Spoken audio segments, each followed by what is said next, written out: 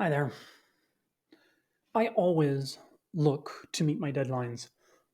Always. And the reason why I do this is because I'm not good at it. That's why I make sure I make the promise and I meet the deadlines. In the past, I didn't always do that. I would make a deadline and then after a while, I didn't meet it. I would fail, I'd be a week late, 2 days late, not on time. So this time I say, here's the deadline. I'm going to meet this. I'm going to be at that deadline. And the reason why I do this is because not meeting my deadlines is part of self sabotage. And it's something that a lot of companies have, and they don't see it. A lot of companies have this self sabotage and they don't see that they are creating the very problems that they're trying to fight against. And they're self sabotaging. They're doing something to kill themselves, to kill their company, to kill their progress. And I've seen it with myself, and that's why I wouldn't meet a deadline. And that's why right now, and I don't know, probably for the past couple of years now, I'm very strict with myself. Yes, you meet this deadline no matter what. Stay up late, do what you can, meet the deadline. So somebody gives me a project, usually copywriting project, I'm going to meet that deadline. And if you look at pretty much a lot of different companies, you'll see that they don't that they have this kind of self sabotage. Let's take the whole business mogul Steve Jobs. He had that self sabotage where he was so adamant and so no, this is the way to do things. I'm not going to do it anything else. And they called this people working with him called this the reality distortion field or something like that, coming from Star Trek, where he would just create this own reality around himself that this was the reality and nothing else could happen. And people would go into that reality. But when it talks about reality itself, reality doesn't bend to you.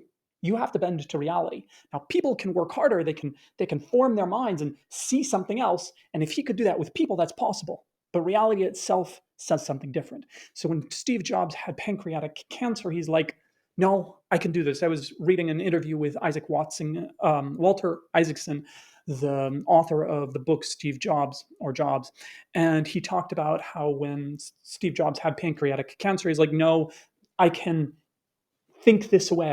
I can create a reality distortion field, and this doesn't have to happen. And he lived that way for 9 months. Nine months. That's a long time to not face reality. And that's self sabotage. And it killed him. And you can see it in other examples in other companies as well. Like if you look at Ticketmaster.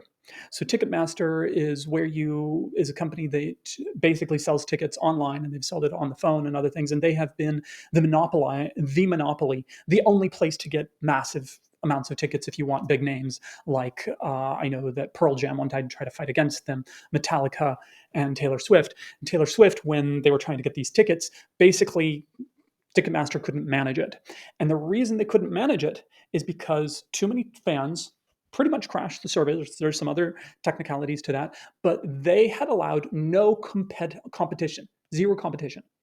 And if they had had at least some competition, if some other company had been able to compete with them at some kind of level, then it would have been possible for them to learn how to deal with these things and struggle and manage and get better. But they didn't. And because they had it like an anti-competitive, like no competition should exist. They shot themselves in the foot, and now they have this lawsuit with the Taylor Swift fans. That's a pretty good example.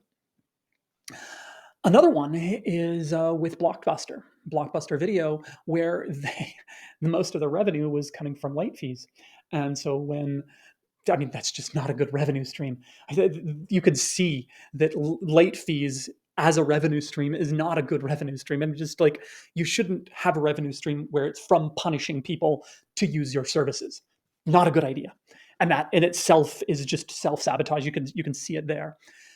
With myself, I see self sabotage in areas, and I've seen them before. And one of the signs was, hey, you're not meeting your deadlines. Start meeting your deadlines. Because I saw this I'm not meeting my deadlines thing, I was like, oh, hey, Stephen, you have to get this you have to get this straight. You have to start meeting your deadlines. You have to start doing it no matter what. And then when you do that, other things will come. So for, I don't know, 2, 3 years now, I've been meeting my deadlines. Make sure that that happens. Make sure that I don't have that self sabotage. Now, there are some other ones that I'm looking at. And One of the ones is a reliancy on how steadily do I do my work, but this is an internal one. It doesn't affect my the people I contract with, but it's also about keeping that steady pace, making sure that up and down, whatever the frequency of my feelings are, of the world around me, of how I'm living my life, I still do my work every day. Now that is, I've found that I do have some self sabotage there, and I just ask you where you have your self sabotage. I was working with a company, and I've seen different company structures and the way they work with, and often the way they have the company structure creates their own downfall. A good example of this is Kodak camera, where now Kodak is not it's not a successful company the way it used to be, and they've had to sell off a lot of their equipment and their production. But if you go back 30 years ago, there was something called the Kodak moment, and it was all because of Kodak cameras and Kodak film. But they couldn't move very fast, and they couldn't because the factories to produce film are massive, and to have that factory like that, that's just a big thing. So the to turn and now be a digital film, that was really hard for them.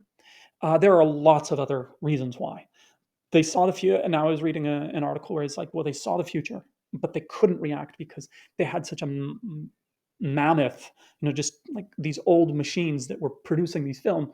And how can you turn and be more agile? They didn't have that practice. They couldn't do that. So, what do you see as the sabotage, self sabotage? What do you see as your weaknesses?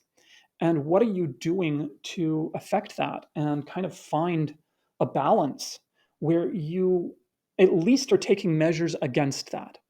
And I think that that's where you can find your growth and find out where you need to go forward, because a lot of companies don't have this, and they don't see into themselves. And if you look at the big tech companies like Apple, Facebook, Microsoft, Google, if you look closely enough, you can see that they have weaknesses. And what are they doing to fight against those weaknesses? What are you doing? What are your own self-sabotage that you have? What is it? I know partly what mine is, and as I said, it's one of those, just trying to keep that regular practice. And then there are some other ones. And as I work with companies, I can see their self sabotage and what they're doing. Sometimes they don't see it themselves. So that's why you need to get someone outside of yourself, outside of your company, outside of your sphere, where they can tell you, hey, do this. Hey, have this happen.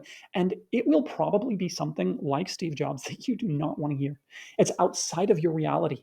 It's outside, you've got a distortion reality field. And to look outside of that distortion reality field is very difficult. And it's like, oh, I'm going to have to completely rethink my own method of life here. And that takes incredible courage. That takes incredible insight and humility. It takes a lot of humility to say, maybe I do need to change this. And one more little personal story about this. So this is on a more personal side. Say I had a relationship, or I was married. I had a relationship, and I knew that my marriage wasn't going well. And if I had probably gone to a counselor, or we had gone to counseling, that would have helped. But in my hubris, I was like, no, I don't need a counselor. I can manage it on my own. I couldn't manage it on my own. I couldn't. And I thought I could. And that was me not looking outside my own reality distortion field. And because I didn't look outside, one of the reasons, I may probably not, I don't know if the marriage would have lasted anyway, but I certainly sabotaged myself because I didn't take actions that I could have and I saw, and that people were telling me I didn't do it. And I have to have humility. Now I have to be like, okay, well, I'm not going to screw this up because I'm the smartest person. So I want you to think about that for your personal life, for your business life, and what kinds of ways do you think that you're self-sabotaging yourself? And are you willing to risk your pride, your your status, and say, I might be wrong here. I need to look outside and really see it. It's those things that people tell you that you hear and do not act on because you're like, no, you're wrong. You don't see the way things are. Yes, they do. And they're telling you, and you don't hear it. At least that's the way it was with me, and that's what I've seen with myself. And I hear people telling me this, and that's why I'm acting. It's not because I like it. It's not because I feel good about it. It's because I know. I know because it's so uncomfortable. So you know, you have to know. But are you looking at it and are you doing something about it? Thank you. I hope this helps. Talk to you soon.